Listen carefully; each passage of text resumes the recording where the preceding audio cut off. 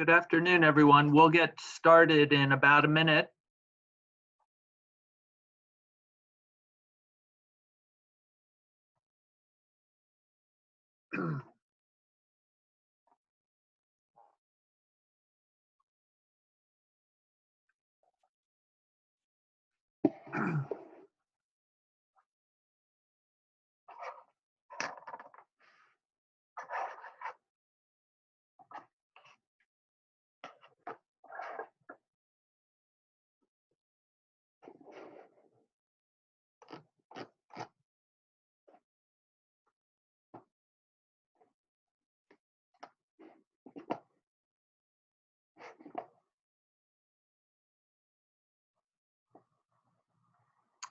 All right.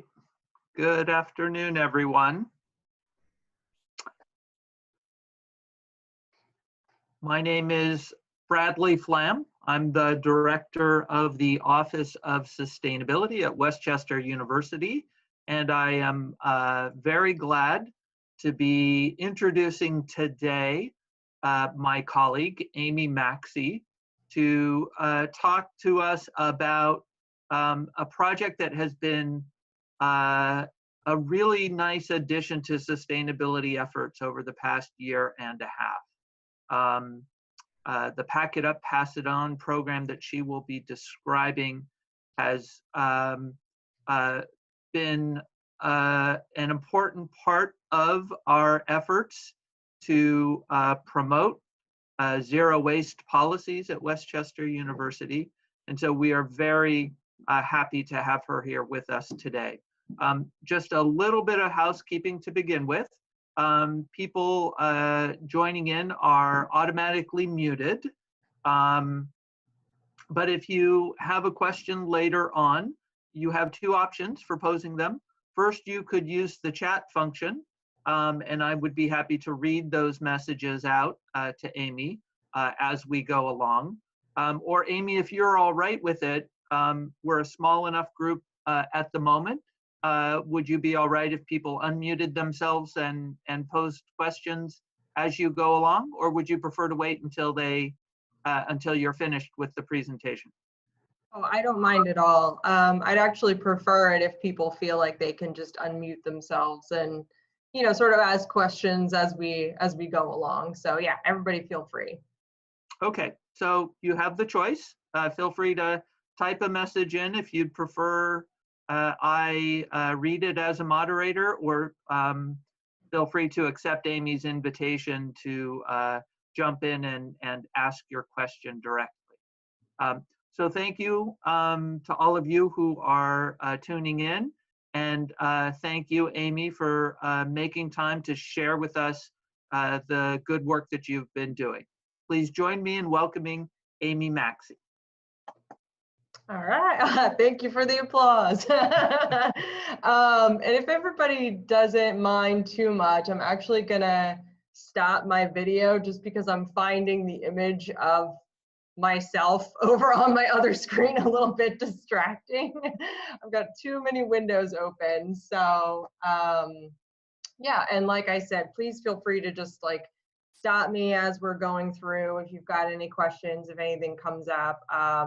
I'm very open to just keeping this conversational and a little less formal since, we're a nice small group. So yeah, so what I'm gonna do is I'm pretty much just gonna run through the Pack It Up, Pass It On 2018-2019 program.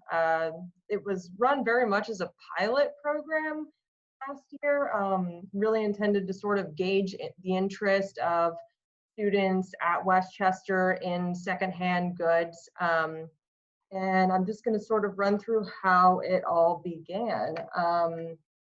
Let me get here to my next screen. So the idea started at the Students for Zero Waste conference, which was run by the Post Landfill Action Network. The conference is held annually in Philadelphia. They've been running it for the last 2 years at the University of Pennsylvania. So I took a group of students in November of 2018. We took a van from the motor pool, drove into the city for 2 full days of lectures and working groups, workshops, all sorts of things, all geared around zero waste. We had an awesome time. There were so many neat sessions to get through. Myself, I sort of decided coming into it that I wanted to focus on just one topic and see all the variations of that topic as I could, instead of, you know, spreading myself thin and doing, you know, one workshop on what to do with a spare t-shirt and then maybe what to do with food waste. A lot of the students that went, they sort of branched out a little bit, but almost everybody joined me for at least one session that was centered around either a move out program or a campus thrift shop or a trading post, something along those lines. Programs that are geared towards reducing waste from students' household items, from clothing, promoting reuse. So that's sort of what I tried to focus on while I was there. And there were a lot of fantastic sessions. And actually, I learned while I was at the conference that the Post Landfill Action Network plan, it's the whole organization started from a move out program. So the founder of the Post Landfill Action Network was a student at the University of New Hampshire, and he was key in organizing their first move out program called Trash to Treasure. And you can see over here to the left, there's a quote that I took directly from their website. And, you know, just sort of describes how everything got started.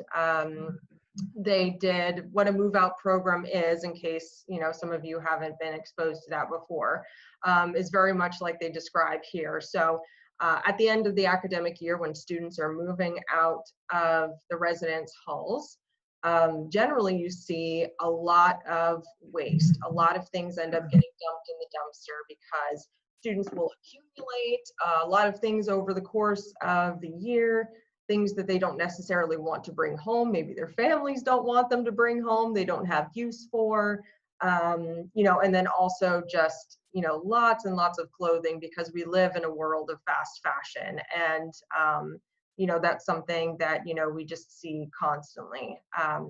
So these programs is what they'll do is they will take donations at the end of the year of anything that the student is not wanting to keep, not wanting to take home, trying to ensure that those items don't end up in the dumpster, which is what so often happens when they have nowhere else to put these things, you know.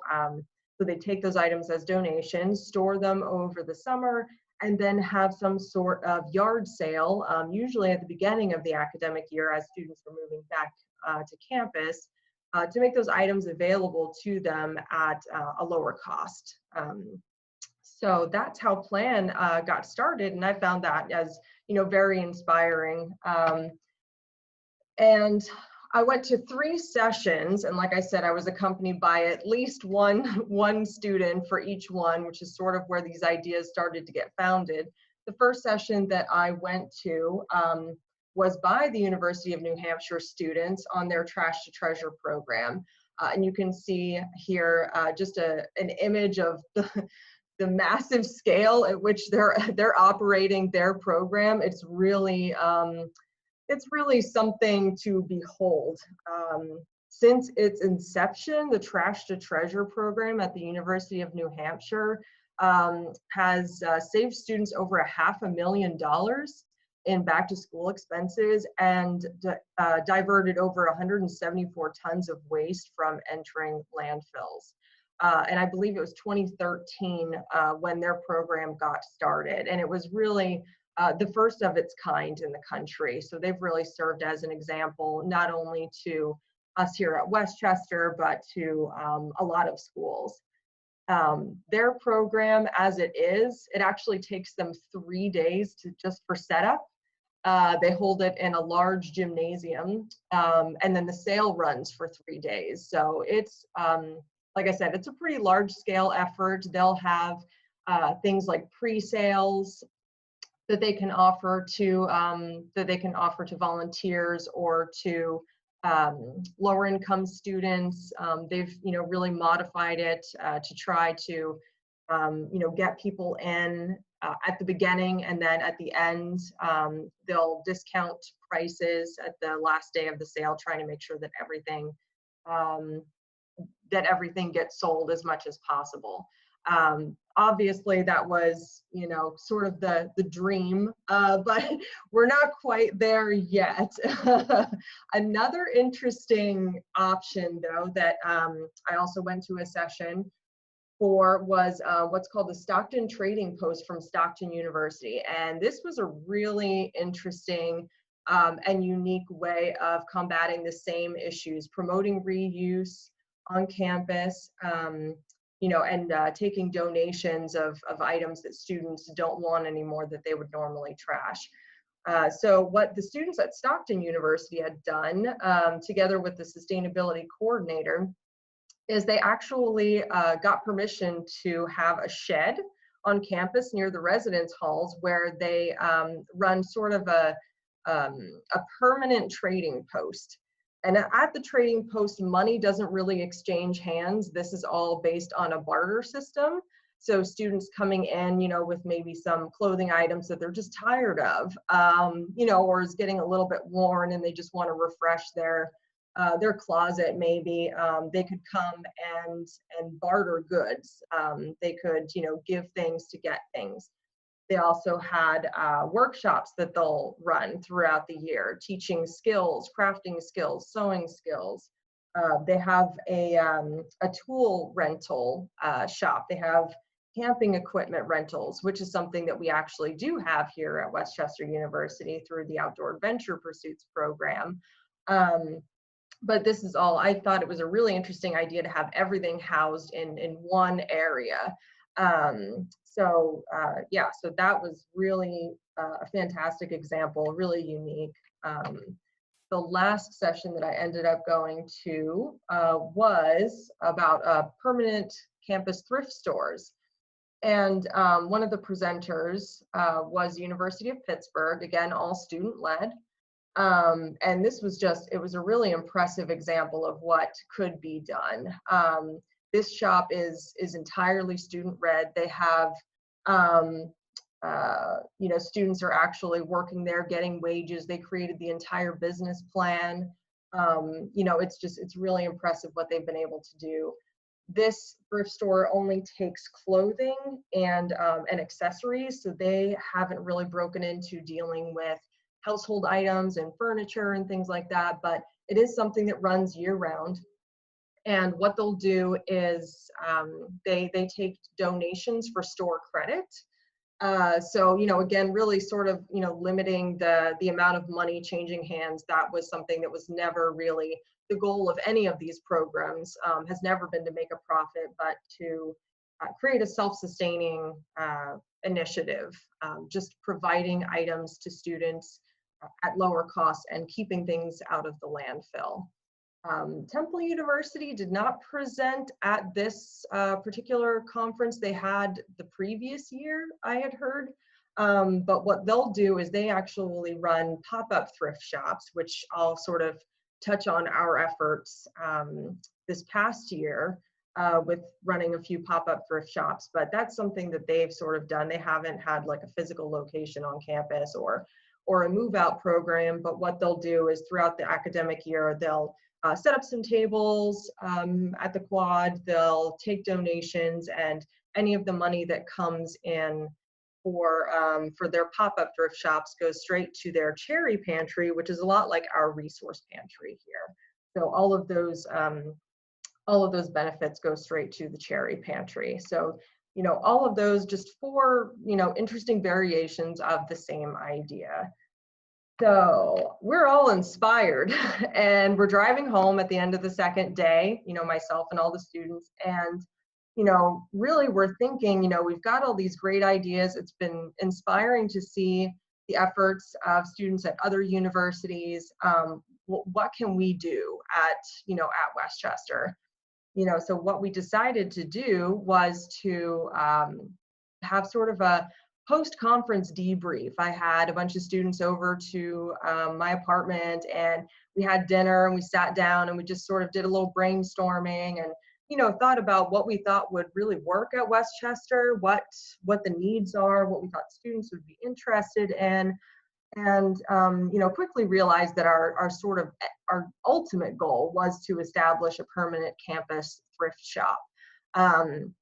But you know, also realizing that that was something that we really had to take a little time to prove would be successful, to really take some time to gauge students' interest in secondhand items, you know, because something like that worked at, you know, say University of Pittsburgh, you know, would the same thing work for Westchester University?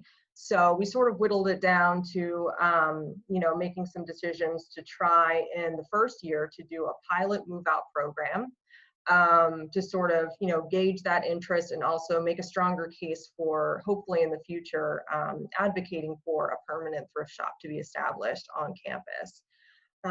We heard a lot of feedback from folks thinking that students actually were in no way interested in buying secondhand items, that they would just want everything new, that, you know, it wasn't going to be successful, and, you know, taking that into consideration. But, you know, our we were happily we were happy to find that it actually was something that the students were interested in at the end of the day. So, you know, we sort of hatched this plan, decide what we think we want to do in the first year, and then our next step we decided was to start to form a move out day planning committee. Gather all the people that we thought would have either an obvious connection to the program or an interest in something like this. So I put up here a list, you know, as recognition and thanks to all these amazing people that just, you know, jumped at the chance to get involved in something like this. And you can see over on the left column here, just the, you know, the breadth of departments and offices and members of this planning committee, which I think was something that I was especially excited about, was just to see how everybody was able to come together around this one pretty ambitious goal, and really see it through and make it happen. The first meeting of the Move Out Day Planning Committee was in December of 2018.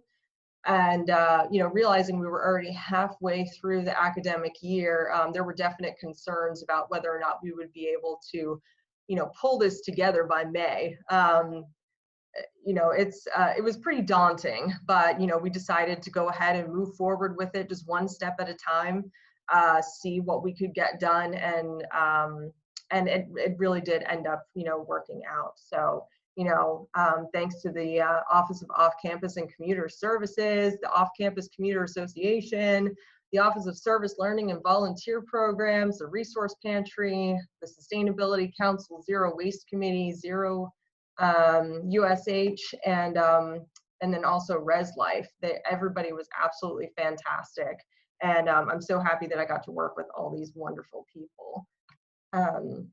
So, you know, as we started meeting, we realized that there were a lot of questions that had to be answered as we were starting to form what the Westchester Move Out program was going to look like.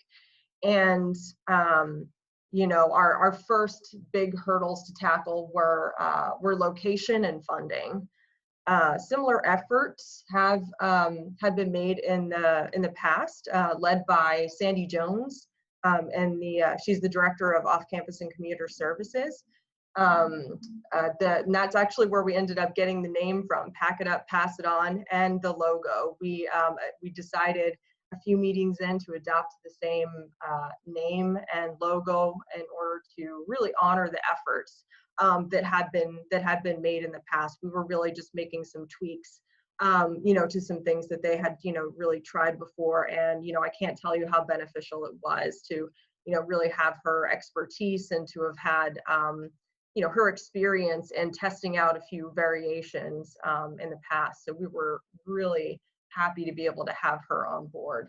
But like I said, the first things that we really needed to decide were location, and the question of funding was ultimately dependent upon location. So where were these items going to be stored that we were planning on collecting?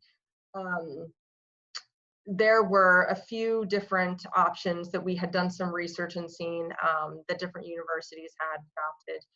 The UNH Trash to Treasure, they were able to store their items in the residence hall lobby areas over the summer or in spare rooms, which really cut down on their overhead costs. They didn't have to offer up anything. They would just have collection bins in the lobbies, and then they found storage space, right there on campus. It was temperature controlled. It allowed for student volunteers to, during the summer, go in and, sort the items, clean them, in an air-conditioned environment, which I found later in the summer as I was doing the same thing. That would have been very beneficial. I could definitely see why they ended up going with that model. So we reached out to ResLife, to USH, that were a part of the planning of this, to sort of gauge the availability of space. And unfortunately it just didn't work out the first year. They had some renovations planned and they were not going to be able to have any space for us. So that was sort of strike one. That wasn't going to work out. The next thing that we looked into was we reached out to moving services to see if the warehouse had any space available for us to store items there. Again, it would be no cost to the program, which at this time we had no money. So I mean, that was definitely something that we were trying to figure out, was how to find space to store items with no money. But again, they were packed full at the time. They didn't have any space. So we ended up having to go with the third option, which was to rent shipping containers for the summer months and to have them placed on campus. If you're not familiar with shipping containers, they're like those those pods, those storage units that moving services can drop off at your home, or whatever, and you fill the thing up and you close the doors. So that's sort of what we ended up going with. We made contact with a local company, Zippy Shells, and they actually they were fantastic. They were really excited about the program and eager to partner with the university. And they really worked with us and gave us a great deal, gave us a lot of great discounts so that we were actually able to afford to move forward with this. So after that was decided, we knew how we were going to store the items. We had to decide where these shipping containers were going to be placed on campus. Again, our first wish was to have them on North Campus, really close to the actual dumpsters, so that there was very little chance that students would be able to miss the opportunity to donate instead of trash things. We just wanted to make that as easy for them as possible. But of course, move out is it's chaos. So we couldn't find the space in the first year to have those containers on North Campus, but we did get permission to have them on South Campus Drive, near the apartments. So everything worked out. We got everything delivered. We decided that the collections would begin on Earth Week, 3 weeks before move out, which we thought would give us enough time, and also, sort of a great way to kick off a zero waste project, to have it, kick off on Earth Week when people are already thinking about, ways to be more sustainable.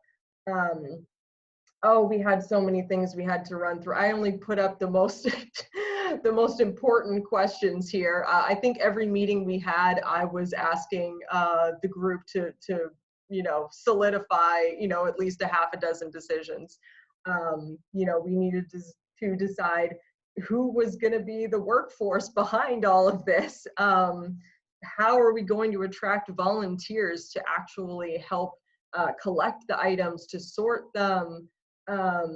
Where were donation bins going to be placed? and how are we going to get the word out? And then after all of that, when are we going to have the yard sale? Where are we going to have the yard sale? How are we going to price the items? What items are we going to take? So many questions, but just, you know, we just really tackled everything just one by one meeting at a time, one question at a time. And you know, somehow it all seemed to fall into place. So, you know, I've got here just a few of the sort of informational flyers that we ended up putting out. We generated a list of acceptable items, and the students were fantastic. They actually made a QR code so that every time somebody encountered one of these signs, there would be a QR code on it that they could scan and check the list to make sure that the items that they were donated were on the acceptable items list. We decided we were going to take, you know, clothing and accessories, kitchen, dishware, electronics, home decor, sports equipment, furniture, bedding and linens, you know, so we really wanted to take sort of a broad, you know, range of things. We started advertising for volunteers, trying to get people to sign up, which actually there was a lot of interest, and I don't know, I'm sure that it was connected to, we had a lot of faculty members that decided that they would offer extra credit to any volunteers that signed up for at least one shift. And it worked. We got 23 student volunteers, which was fantastic. We actually had more volunteers than we needed. But it was a blast to see everybody get together and to see all the excitement around the program. But we even had a few student volunteers, you know, who were there and they donated their time for absolutely nothing, which I think was just really, really, you know, touching, you know, to hear and to see that they'd be willing to put their time in and not get anything in return. So yeah, so we adopted the Pack It Up, Pass It On name, the logo, we got the word out.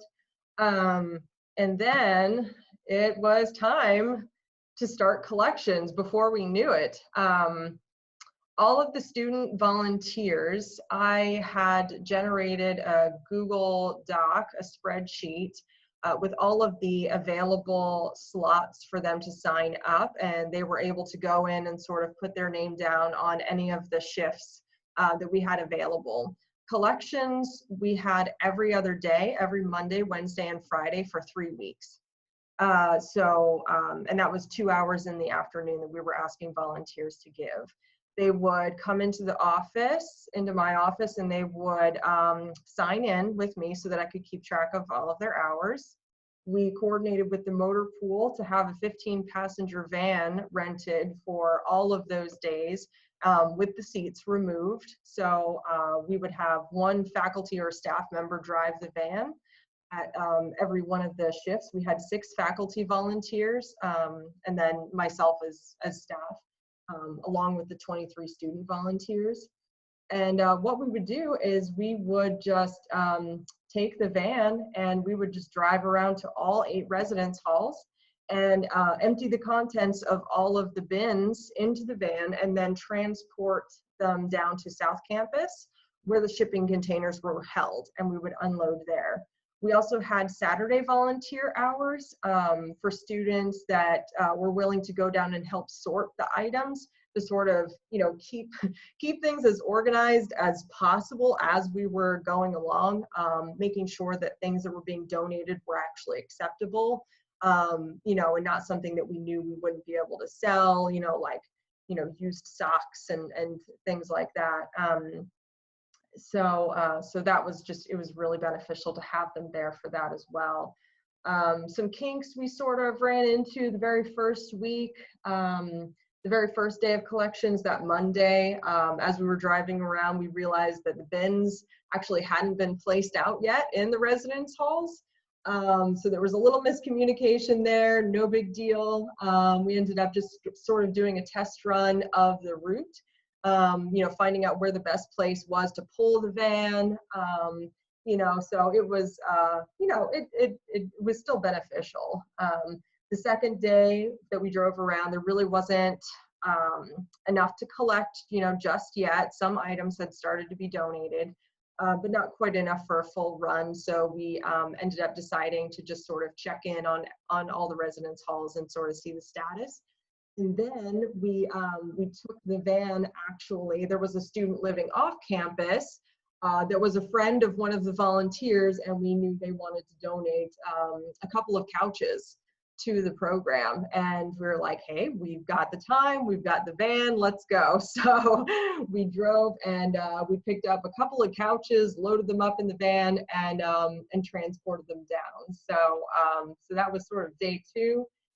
By day 3, that Friday of the first week, all the bins were full to overflowing in the residence hall. So that's when we realized that things were really starting to sort of ramp up. And after that first week, every shift, every time the volunteers went by, every Monday, Wednesday, Friday, the bins were full to overflowing. So, and that's 8 residence halls. It was a lot of stuff. I was really pleasantly surprised, not just at the students' willingness to donate, but also just the quality of items that they were donating. There was a definite sort of uncertainty amongst the committee as to whether or not items donated would be, you know, just junk, if they would, you know, if students would use that as an opportunity to just dump things, but they didn't. They did a fantastic job. There were clothing items that were being donated that still had price tags on them. Everything was fully functional. There wasn't a student that donated an item that didn't work. You know, so I thought that really, you know, spoke to our students as well as to, you know, how much they, you know, they valued that and the responsibility they took for donating to the program. It was really fantastic. And then I have to say that probably the best idea of the whole Pack It Up, Pass It On program was organized by Sandy Jones. She was obviously very committed to the off-campus students, to making sure that this program was something that, you know, also was beneficial to them. And so what she ended up doing was she took the remaining funds that we had gotten through a grant. Professor Larry Udell and Professor Jen Marish, they applied for the Sustainability Research and Creative Activities grant. And together with student Alyssa Harvey, they made a proposal and they were able to be awarded $2,000 for this pilot program. So about 1,500 of that went to the shipping containers alone for the rental over the summer. The remaining funds went to a few cleaning supplies, but then to this effort for an off-campus pickup. And it was really neat what she was able to do. She created a RAM Connect site where students could register and select a slot to have movers from Zippy Shells, the same company we got the containers from, to have them come to their home in the Westchester Borough and pick up items that they wished to donate. In order to do that, the students had to submit photos of the items that they wanted to donate. They were mostly couches, chairs, tables, desks, larger furniture items that you know, students would struggle with moving if you don't have a truck or, you know, something of that nature available.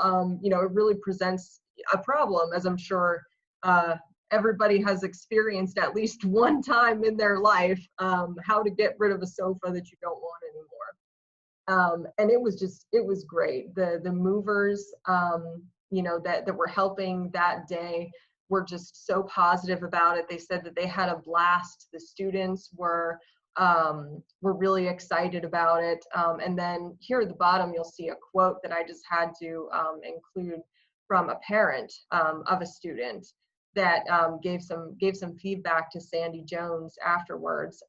You know, just saying how much she loved the process, how helpful it was. You know, and them trying to figure out how to move furniture back home that they didn't need. You know, and I was especially encouraged, you know, to see that, you know, that her niece and nephew going to other colleges, you know, were wishing, you know, that they had something like that available. I just thought that was a really a really great indicator that this was something that was truly beneficial to students and to parents. So yeah, so that was absolutely, I think, the best the best part of the program. It was my favorite. And that actually filled one full shipping container. So you can see here, this is the aftermath. This is what we ended up collecting. And all the way over here on the left, that is all just items collected from the borough pickup. And these shipping containers, you can sort of see at the bottom right a little bit better how the size of them. They're 16 feet long, and they were packed to capacity. So after those 3 weeks, we actually had to start turning down donations, you know, which was encouraging in one way to see that there was that much of an interest in people donating to the project. But also, you know, sort of disheartening that we had to say no to so many things. We hadn't even begun the South Campus students, the students that live on South Campus, their move out date is actually later. It's into the summer, so they wouldn't have started their move out process really for another few weeks. And although we had planned to take items from those apartments, we ended up having to just, you know, scratch that and say no, because there was just no more space to fit anything. So honestly, I would say, you know, if we had had more containers, we probably would have filled 5 of these easily if we accepted everything, you know, that was being offered to us. And, you know, students emailing, you know, to us saying that they had couches, they had other things that they wanted to donate that they weren't able to participate in the off-campus pickup because we only did that for 1 day. That could have easily run for 2 days.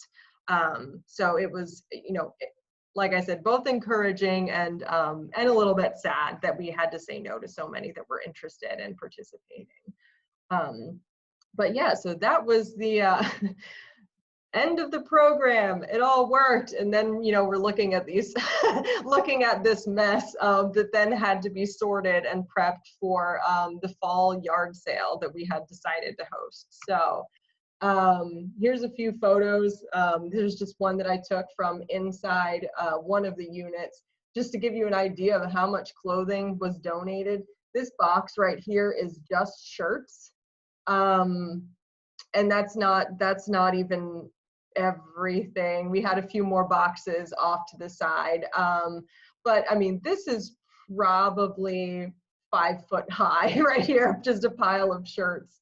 You know, and then we had another for pants, we had shoes, all kinds of stuff. And, you know, we sort of decided, Jack Horn, who was just my hero during this entire process, he kept everything so organized, and he actually created a Google Drive folder and inventory, a photo inventory, so that we could not only go through and sort of sort things within the containers, remove items that were not good enough quality to sell, but we could also take photos of items and put them up on this online inventory that we could share with students in advance.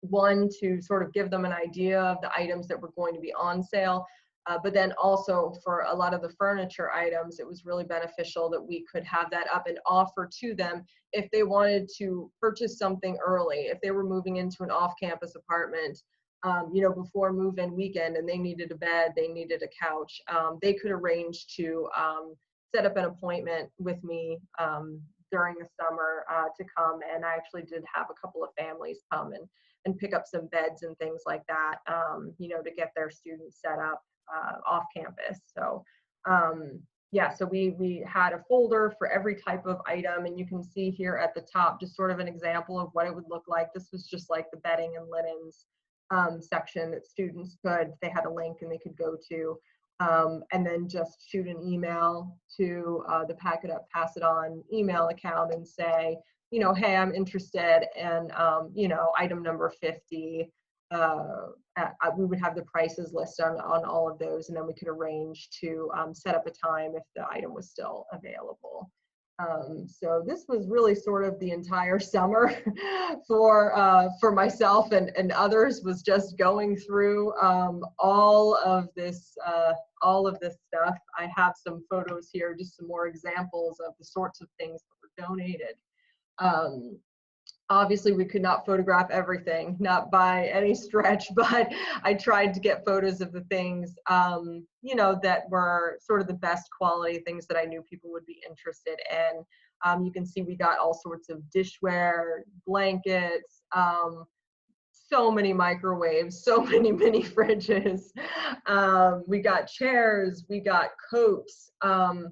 And you know what we did as well is we wanted to partner with the resource pantry to make sure that any of the items coming in that they thought that their student shoppers could benefit from, we gave them first dibs to everything. So all of the professional clothing, the business attire that came in, we gave straight to the resource pantry. And we had, you know, some jackets and things like that that we were able to offer up. School supplies, a lot of people donated unused notebooks, pencils, pens, binders, all of those things we were able to offer up. They were running at the same time their annual food drive. So they took all of the food items sort of at the same time as we were taking household and clothing items. So it really worked well, you know, to have that coordinated effort. Yeah, no, it was a blast to work with them. So we have worked all summer. We've sweated and cried a little bit, and then we came to the fall yard sale, which was really the time that I felt like everything was really going to be put to the test. It's easy to donate things, but this was where we were really going to gauge the interest of students in purchasing secondhand items. And this was the thing we really set out to prove, was that there was an interest and that there was a need, and that the things collected weren't just going to be, you know, piled up and then shuttled on to, you know, some other organization, but that it was actually something that students wanted to benefit from. And I was absolutely blown away at the success of the yard sale. We had so much fun. We had decided to schedule it for move-in weekend that Sunday in the Sykes ballrooms. So that was August 25th. Volunteers met early in the morning, about 7 a.m. down at the shipping containers. And we transported all of the items up to the Sykes ballrooms with a lot of help from Loretta McAlpine, the Associate Director of Public Relations. She heard about the program, was really excited about it, and she offered up her personal horse trailer so that we could shuttle items a lot quicker. We also had a university van, but the horse trailer, I have to say, really did it, because we could pack that thing with a lot of items and shuttle them up at a time.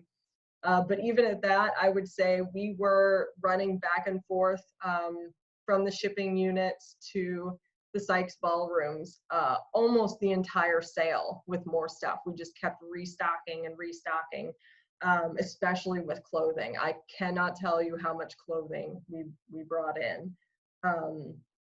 We were going to run the sale from 10 a.m. to 2 p.m. We actually ended up extending it a full hour just because of the volume of shoppers that were still going through there. We had a little bit of flexibility in that. We ended up finally having to sort of force everybody out and close the doors because there was another event in the evening and they needed to start getting set up. We tried to make sure that all of the prices of items were really low, again, because we weren't interested in making a profit. We just wanted to recoup the costs so that we could run this program at bare minimum exactly the same as we had done it this year. So all clothing items, everything was just $1. We just kept it really simple.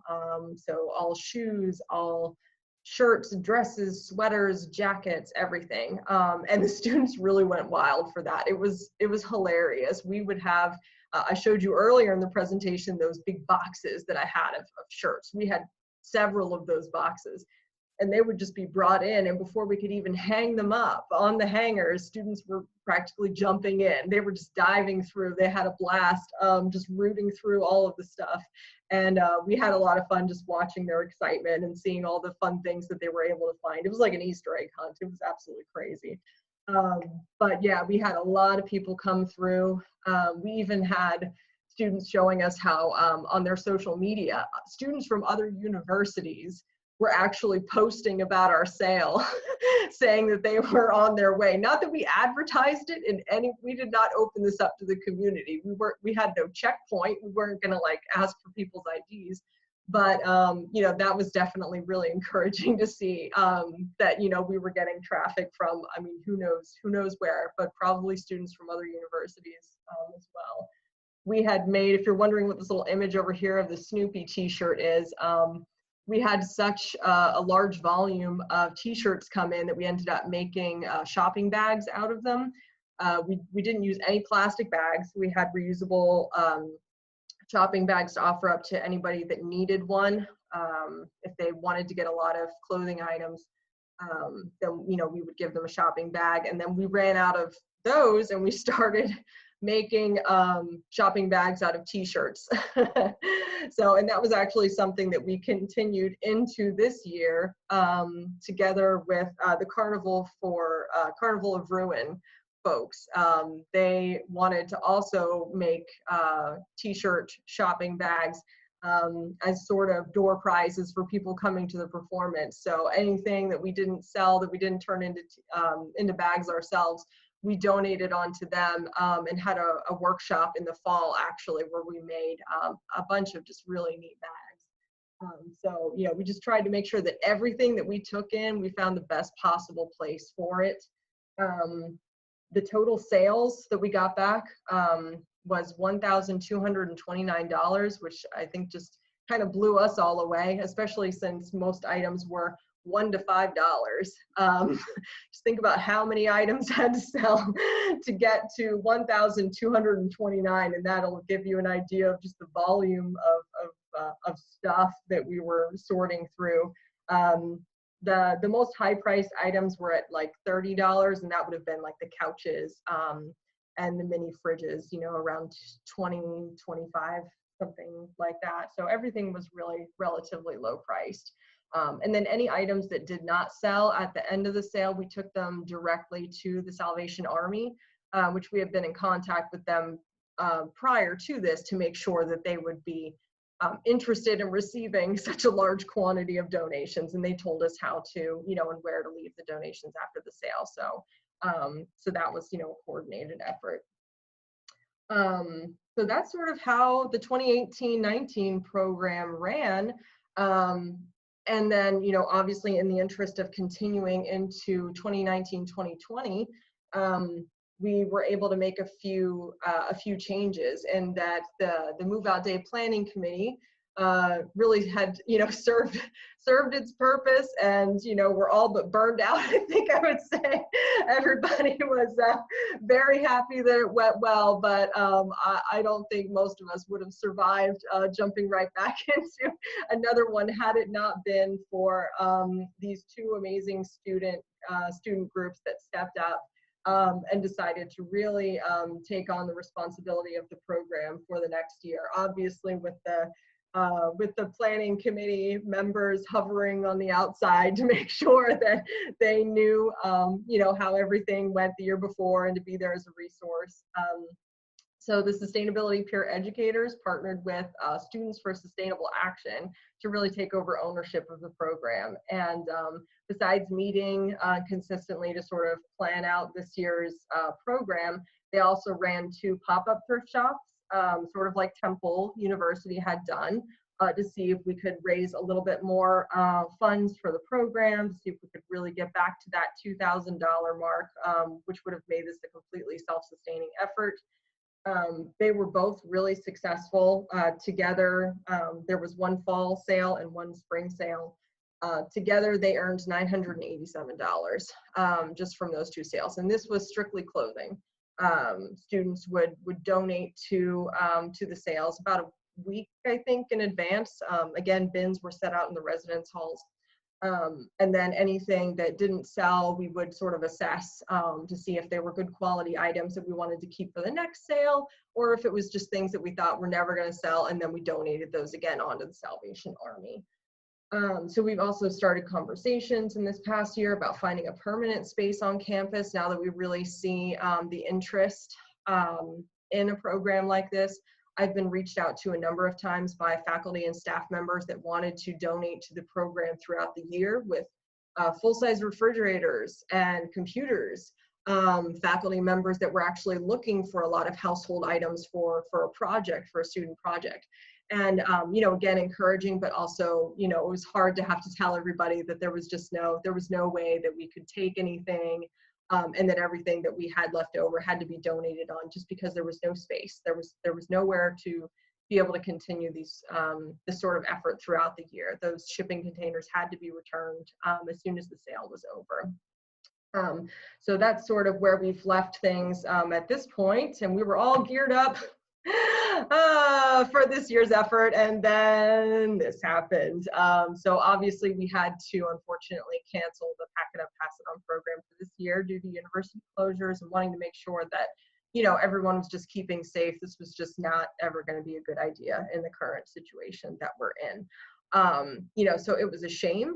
But, you know, also we're at the point now where, you know, we're wondering, well, what are our next steps now? How do we keep this going since we're not going to be doing a collection this year? You know, and that's sort of where we've left the conversation at this point, you know, hoping that we'll be able to just continue to make progress on this and hopefully eventually find a permanent space on campus so that we'll always have a place to, you know, accept items and to give items to people in need. So yeah, that's really all that I have. Are there any thoughts from anybody? Any questions, ideas, suggestions? I'm open to all of it.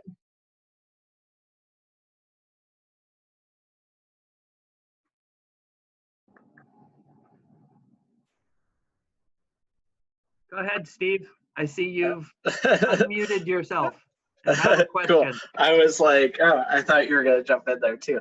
I was just curious for more clarification about when you said you got the initial feedback that students weren't interested in purchasing used items. Did that feedback actually come from a survey that was distributed to students, or was that feedback from administrators with that perception? Yeah, great question. Thanks. That was actually from administrators, from staff. You know, I guess you could say another, you know, mostly another generation trying to figure out what the current student generation was and wasn't interested in. And there was definitely a sense that that they thought that the students would not be interested, you know, in secondhand goods. That their mentality was all about wanting new. Just wanting to continually buy stuff and, you know, always have it be the latest. And, you know, that was something that we just, you know, I sort of knew in my heart wasn't right, but also we really found to be untrue in that, you know, the feedback that we got from students as soon as we started talking about the program, you know, was just the excitement about the availability of, you know, secondhand items, thrifting.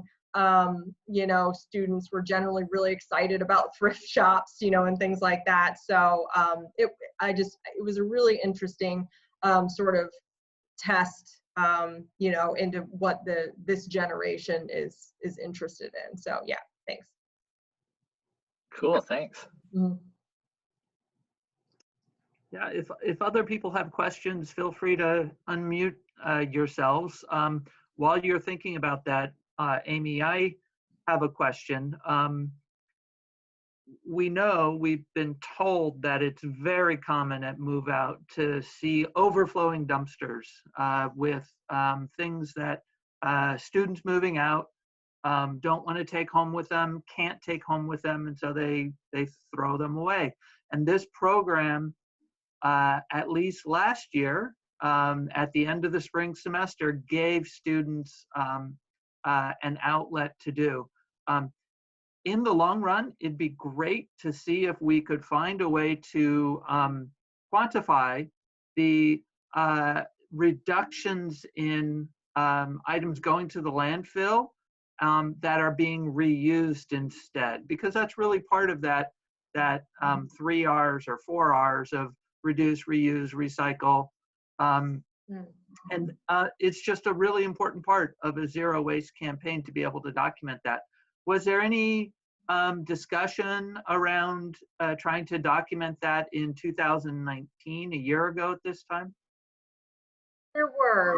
We had hoped that we would be able to come with, you know, an actual weight of items collected, which we ran into some problems in that we talked with Zippy Shells, and that wasn't something that they were able to provide.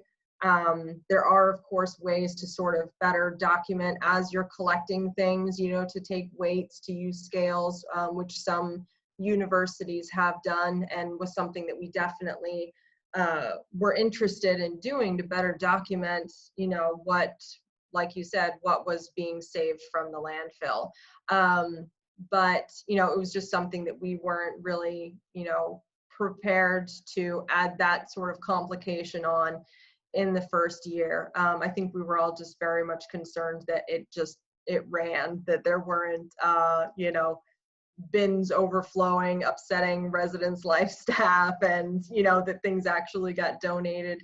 So the best we could do was to really say, you know, in a sort of volume sense, you know, 3 16-foot containers filled pretty much to, you know, to capacity, stacked almost to the ceiling. And that was really the best judge that we were able to really get in the first year, but something we definitely want to expand upon in the future. Great, thank you. Any other questions or follow-up before we end this week's seminar presentation?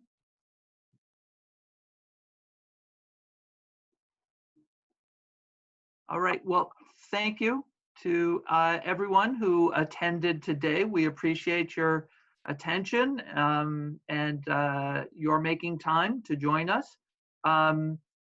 Amy, thank you for putting your thoughts and time and creativity into a really interesting presentation. As with all presentations, this has been recorded, and we will be posting it to the Sustainability Office's Digital Commons website. Look to our bulletin, and you'll see a link to how you can review this later on and get a copy of a PDF copy of these beautiful slides. So I hope all of you will join me in thanking Amy Maxcy, and that you'll join us again next week for our next Sustainability Research and Practice Seminar. Thanks, everyone. Thanks for coming.